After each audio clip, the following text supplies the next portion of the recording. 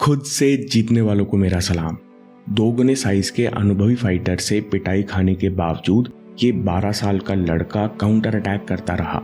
दूसरे राउंड में जब लड़के की नाक से खून बहने लगा तो असिस्टेंट कोच ने कहा बस करो। लड़के ने कहा नहीं नहीं, मेरे टीचर कहते हैं कि अगर फाइट शुरू करते हैं तो कम से कम 3 राउंड खेलो।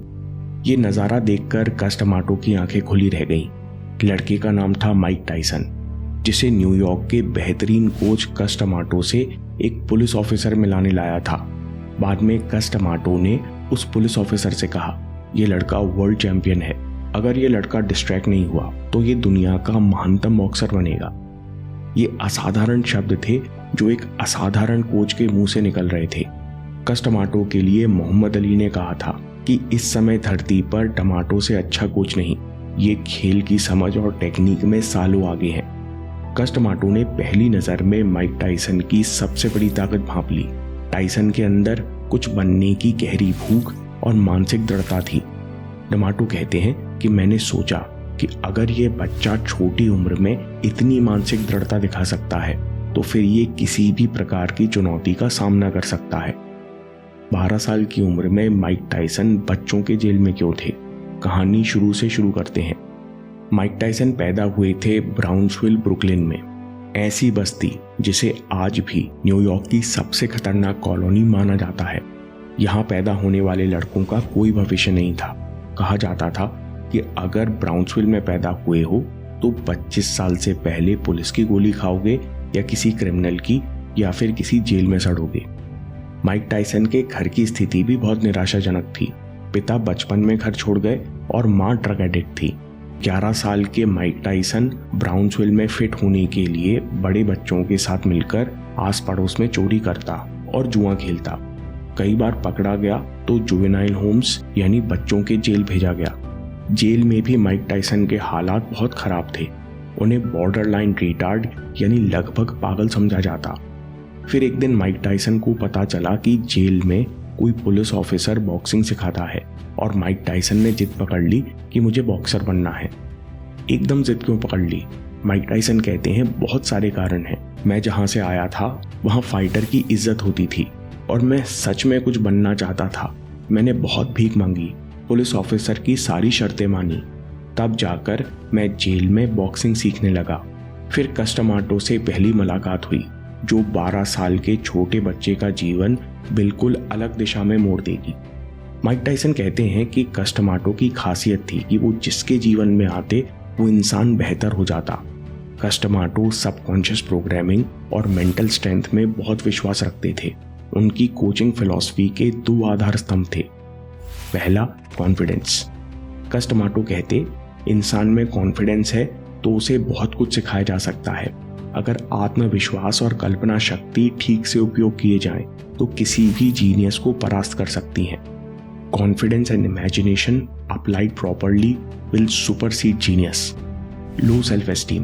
सबसे पहले कस टमाटो ने नोटिस किया कि माइक के अंदर आत्मसम्मान और सेल्फ एस्टीम की भारी कमी है। बचपन में टायसन को बहुत मारा और धमकाया गया। माइक टायसन कहते हैं कि मैं बचपन से सुनते आ रहा हूं कि तुम बहुत बदसूरत हो, तुम्हें कुछ नहीं आता, तुम्हारा कोई भविष्य नहीं है। कस ने सबसे पहली बात माइक टायसन से कही कि हर दिन कांच में दिखा करो और खुद से बोला करो कि मैं कितना कमाल का बॉक्सर हूँ, मैं कितना अच्छा महसूस करता हूँ, मैं कितना अच्छा दिखता हूँ, मैं महान इच्छा शक्ति का मालिक हूँ, मेरा शरीर और मन हर दिन ताकतवर होते जा रहे हैं। कस टमाटो ने माइक टायसन को मिशन और उद्देश्य से भर दिया और ये दिन में कई बार दोहराने के लिए कहा कि मैं कितना लकी हूँ, मेरे पास इतना बड़ा मिशन है, मैं दुनिया का इतिहास का महानतम बॉक्सर बनने जा रहा हूँ।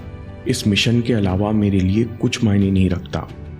वे 16 साल के माइक टायसन से बार बार पूछते, क्या तुम्हें पता है क्यों तुम इतनी मेहनत करते हो? क्या तुम्हें पता है तुम हर दिन सुबह 4 बजे वर्ल्ड चैंपियन बनने के लिए उठते हो? बिना सोचे समझे कुछ मत करो, महसूस करो कि तुम्हारी हर प्रैक्टिस से तुम्हारा जीवन बदलता जा रहा है। देखो खून पसीना बहाते हुए तुम कैसा महसूस करते हो। जब तुम निढाल थकान के बाद और पसीना बहाते हो तो ऐसे पसीने की एक एक बूंद लाख रुपए की है। तुम सोच भी नहीं सकते तुम कितने महान फाइटर बन सकते हो। इस तरह से कोच ने माइक टायसन को मिशन, एम्बिशन और कॉन्फिडेंस से भरना शुरू किया। माइक टायसन और कस दिन रात बॉक्सिंग की दुनिया में डूबे रहते, ना कुछ और देखते, ना सोचते, ना न्यूज, ना मूवीज, ना कुछ और। Spiritual warrior. कोच माइक से कहते हैं कि अपने अंदर स्पिरिचुअल वॉरियर जगाओ, जो पैसे और प्रसिद्धि के लिए नहीं लड़ता, वो केवल खुद को जीतने के लिए, खुद की सीमाओं को परखने के लिए लड़ता है, वो महानता पाने के लिए लड़ता है। तुम चाहे कितना बड़ा शरीर कर लो, बिना स्पिरिचुअल वॉरियर बने तुम्हारे अंदर कभी निडरता नहीं आएगी। योद्धा का व्यक्तित्व समझने के लिए माइक टायसन अलेक्जेंडर से लेकर स्पार्टकस तक का इतिहास पढ़ गए। कहने का मतलब है दोस्तों, कस टमाटो ने माइक टायसन को बॉक्सिंग और मार्शल आर्ट्स की दुनिया में इतना डुबो दिया कि माइक टायसन का इसके अलावा कुछ और सोच पाना असंभव था। कस टमाटो की कोचिंग का दूसरा आधार स्तंभ था डर को फोकस में बदलना। वे कहते हैं कि मुक्का मारते वक्त और मुक्का खाते वक्त तुमको सबसे शांत इंसान होना है। टमाटो कहते हैं कि डर बहुत जरूरी है। डर इंसान को लापरवाही और गलतियों से बचाता है, लेकिन डर आग की तरह है, इसको नियंत्रित करना बहुत जरूरी है। इसके बाद कस ने माइक टायसन को विजुलाइज करना सिखाया। वे माइक टायसन को एक हिप्नोटिस्ट के पास ले गए। माइक टायसन कहते हैं कि हिप्नोटिस्ट ने मुझसे कहा, सबसे पहले तुम शरीर को ढीला छोड़ो, अब मन को खाली करो। जो खालीपन है, जो अंधेरा है, उस पर ध्यान लगाओ। अब मन की इस काली स्क्रीन पर देखो कि तुम एक शानदार खिलाड़ी हो, तुम बहुत फुर्तीले हो, तुम दुनिया के बेस्ट फाइटर हो, जिसे देखकर दूसरे खिलाड़ी डर जाते हैं। बार बार खुद को पंच के कॉम्बिनेशन चलाते हुए देखो। फाइट के दौरान जो डर महसूस होता है उसे महसूस करो और देखो तुम्हारा फोकस अभी भी बना हुआ है। कस हर दिन माइक टायसन से विजुलाइज करने के लिए कहते, रियल इमेजिनेशन। एक दिन कोच ने माइक टायसन से कहा, अगर तुम किसी इच्छा के बारे में बार बार सोचते हो तो तुम्हें उस इच्छा की एक मेंटल पिक्चर दिखने लगती है। जब तुम उस तस्वीर को बार बार देखते हो तो वो तस्वीर तुमसे बातें करने लगती हैं। आज से 8 साल पहले मैं इच्छा कर रहा था कि मुझे एक चैंपियन बॉक्सर को सिखाने का मौका मिले। इसके बाद मुझे एक तस्वीर दिखने लगी कि मैं इसी जिम में एक जवान बॉक्सर को ट्रेन कर रहा हूँ, और 8 साल बाद अचानक तुमको देखा तो वो तस्वीर मेरे सामने आ गई और मुझे यकीन हो गया कि तुम ही वो चैंपियन हो। इसके बाद कोच कहते हैं, सुनो बच्चे, मेरी इच्छा तुम्हें यहाँ लेकर आई है। अगर तुम मुझसे ये कला सीख लोगे तो तुम्हें कोई नहीं हरा सकेगा। इसके बाद माइक टायसन ने विजुअलाइजेशन को अपना लिया। Zen state of boxing. Mike Tyson कहते हैं कि एक बार मैंने कोच को बताया कि फाइट करते समय मेरा कंसंट्रेशन इतना बढ़ जाता है कि मुझे शरीर पर लगी चोट का पता भी नहीं चलता। ऐसा लगता है कि मैं खुद को दूर से देख रहा हूँ और ये अपने आप होता है। कोच ने मेरी बात सुनी और वे कमरे से एक किताब ले आए जिसका टाइटल था Zen in the art of archery. Coach ने मुझे किताब दी और कहा, माइक, तुम ज़ेन नहीं जानते, लेकिन तुम इसके प्रिंसिपल्स का इस्तेमाल कर रहे हो। अपने विचारों और इमोशन से डिटैच होकर जब तुम केवल कंसंट्रेट करते हो तब तुम कई मानसिक और शारीरिक सीमाओं को पार कर लेते हो।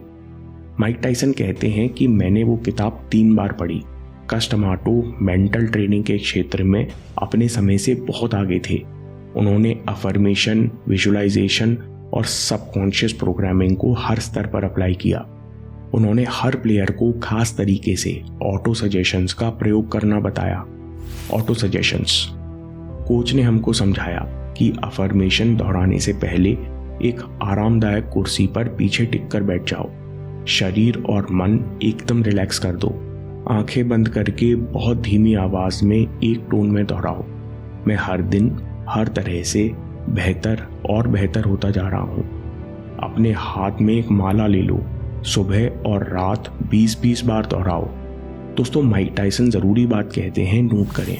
हम इस समय इच्छा शक्ति का प्रयोग नहीं कर रहे, क्योंकि कल्पना शक्ति इच्छा शक्ति से कई गुना प्रभावशाली है।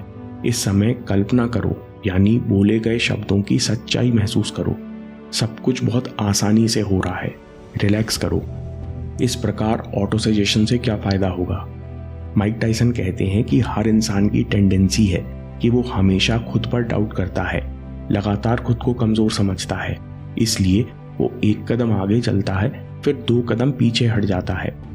ऑटो सजेशंस के द्वारा हम अपने अनकॉन्शियस माइंड में एक कॉन्शियस बीज बो रहे हैं कि मैं हर दिन हर तरह से बेहतर होते जा रहा हूँ।